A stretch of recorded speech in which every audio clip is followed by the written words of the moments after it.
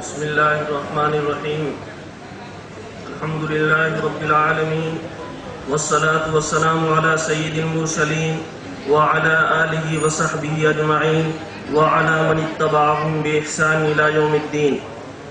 اما بعد، مجاہد آزادی ہند شیخ الاسلام حضرت مولانا حسین احمد مدنی کے جانشین قابل احترام عالی جناب حضرت مولانا سید ارشد مدنی صاحب دامت برکاتہم، صدر جمعیت علماء ہند و استاد حدیث دارالعلوم دیوبند و صدر مجلس اور دیگر تمام ملت کے قائدین، علماء کرام، دانشوران قوم اور برادران اسلام، السلام علیکم ورحمۃ اللہ وبرکاتہ.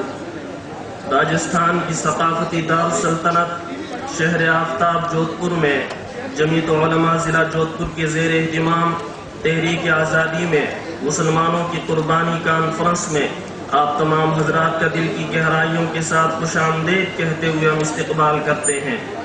جمعیت علماء ہند کا قیام و تعارف، بزرگوں اور بھائیوں، ہمارے مہمان خصوصی کے تعارف کے بجائے ان سے وابستہ تنظیم کا تعارف مناسب سمجھتا ہوں. جمعیت علماء ہند ایک ایسی تنظیم ہے جو مستند علماء کی قیادت میں اہل وطن کی خدمت میں آج سے نہیں بلکہ تقریباً 90 سالوں سے ملک و ملت کی خدمت میں مصروف عمل ہے. آزادی وطن کی تاریخ میں اس کا شاندار رول رہا ہے. اس نے ہمیشہ ملک کے اتحاد اور سیکولرزم کے زرعی اصولوں کو اپنایا ہے. چنانچہ تعمیر وطن کے حوالے سے اس کی خدمات کسی بھی طرح کسی دوسری جماعت یا تنظیم سے کم نہیں ہے. چونکہ وقت کم ہے اس لیے اہم پیراگراف کے پڑھنے پر اکتفا کروں گا. تحریک آزادی اور علماء ہند ہندوستان میں دور مغلیہ کے زوال کے بعد ایسٹ انڈیا کمپنی نے سن 1803 عیسوی میں اپنی حکومت قائم کی.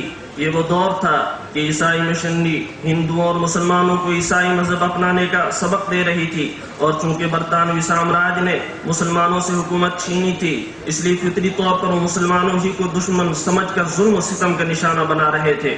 ہندوستان میں آزادی کی جد و جہد کی بنیاد شاہ عبدال رحمۃ اللہ علیہ نے ڈالی، جو کہ شاہ ولی اللہ محدث دہلوی کے صاحب زادے تھے. انہوں نے حکومت کے تعاون سے عیسائی مذہب کے پرچار کے خطرے کو محسوس کرتے ہوئے ایک فتویٰ جاری کیا جسے تاریخ ہند میں زبردست اہمیت حاصل ہے. آپ نے فرمایا کہ ہمارا ملک غلام ہو چکا ہے، ہمارا فرض ہے کہ ہم اسے آزاد کروائیں. چنانچہ ہی فتویٰ جمعیت علماء ہند کے لیے مشعل راہ ثابت ہوا، اور آج تک علماء ہند ملک و ملت کے تحفظ اور وقار کی خاطر اسی فتوے کی روشنی میں پیش قدمیاں دکھاتے رہے ہیں. اسی فتوے نے ہندوستان کی آزادی کے جد و جہد کے لیے راستہ ہموار کیا. چنانچہ حضرت سید احمد شہید اور ان کے رفقا نے ہندوستان کے شمال مغرب میں برطانیہ کے خلاف جد و جہد کا آغاز کیا. آپ نے آزادی ہندوستان کے لیے ایک عارضی عبوری حکومت بھی قائم کی تھی.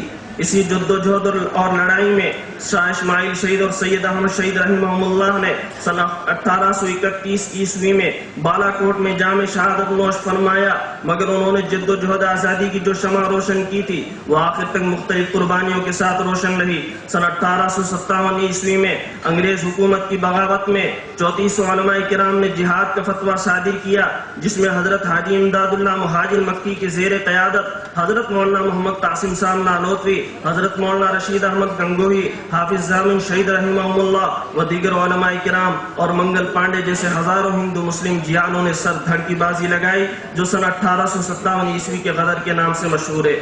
سن 1857 عیسوی کی جنگ آزادی کے بعد علماء کرام کو پھانسی کے تختوں پر جھولنا پڑا. صرف دلی ہی میں 500 علماء کرام کو پھانسی دی گئی اور شاہ عبدالعزیز کے مدرسے پر بلڈوزر چلا دیے گئے، اور علماء کرام کے خلاف بغاوت کے 5 بڑے مقدمات درج ہوئے جن میں ان کو موت یا عمر قید کی سزا سنائی گئی. یہ مقدمات وہابی مقدمات اور امبالہ سازش کے نام سے تاریخ آزادی کا روشن باب ہے. سن 1866 عیسوی میں دارالعلوم دیوبند کا سنگ بنیاد رکھا گیا. اس ادارے کے پہلے شاگرد شیخ الہند مولانا محمود حسن دیوبندی رحمۃ اللہ علیہ نے ثمرۃ التربیت کے نام سے ایک جماعت بنائی تاکہ برطانوی سامراجیت کے خلاف مسلح جنگ لڑی جا سکے. یہ کوشش تقریباً 40 سال تک چلتی رہی. 1909 میں اس کا نام نظارت المعارف پڑا. 1916 عیسوی میں ریشمی رومال کی تحریک کے ذریعے ہندوستان کو آزاد کرانے کا پیغام عام کیا گیا. اس سلسلے میں